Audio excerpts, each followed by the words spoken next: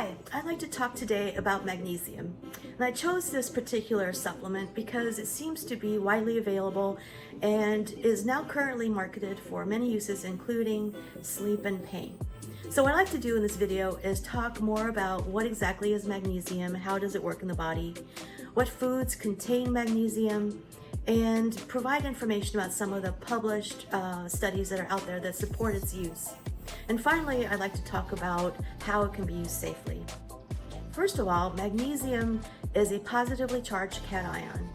It is found in many foods, including dairy products and meat, and also high fiber foods such as legumes, multigrains, seeds, nuts, and even caffeine and chocolate.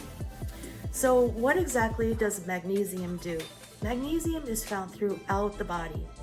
As a positively charged cation, it is poorly absorbed into the body. And therefore, the most common and oldest use for magnesium is for constipation, and you'll think of milk of magnesia. So how this works is that because it's poorly absorbed, it stays in the intestine and it draws water into the intestine and allows for good bowel movements. The second function that magnesium has is that once it's absorbed, it does work with the sodium-potassium ATPase pump. And in short, this process really helps cells function, particularly heart muscles, the kidney, and nervous tissue.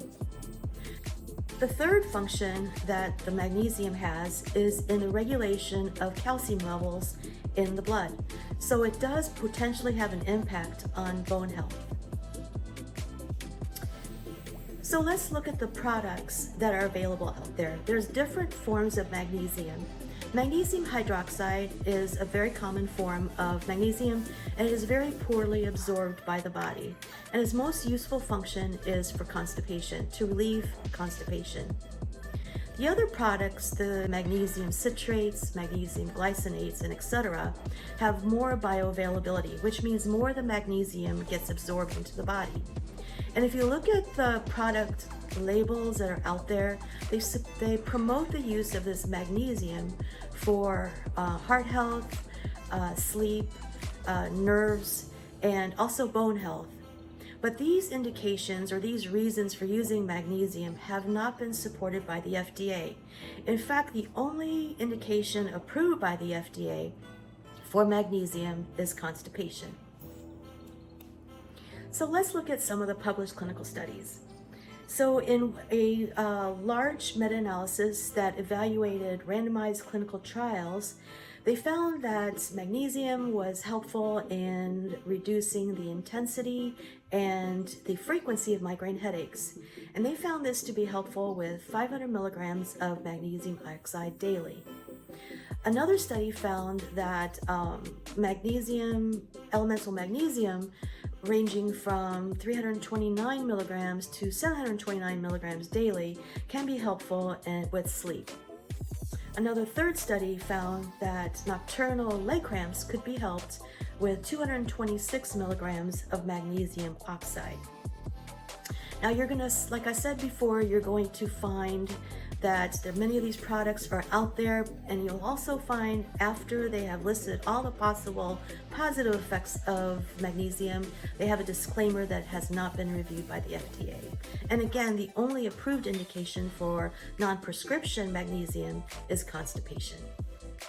So what's the takeaway from this video?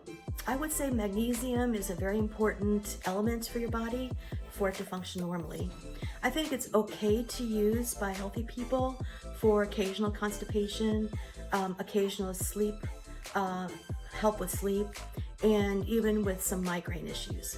But any long-term uses, or if you have other health conditions, it really should be used under the supervision of a doctor. Magnesium also interacts with many medications, so if you are taking prescription medication and want to try magnesium for short-term use, please consult your pharmacist to make sure that it does not interfere with how your prescription medications are used. So I hope you found this video helpful. Please follow and subscribe to my channel, like it, and share with others who you may feel could benefit from this information. Thank you so much for your time.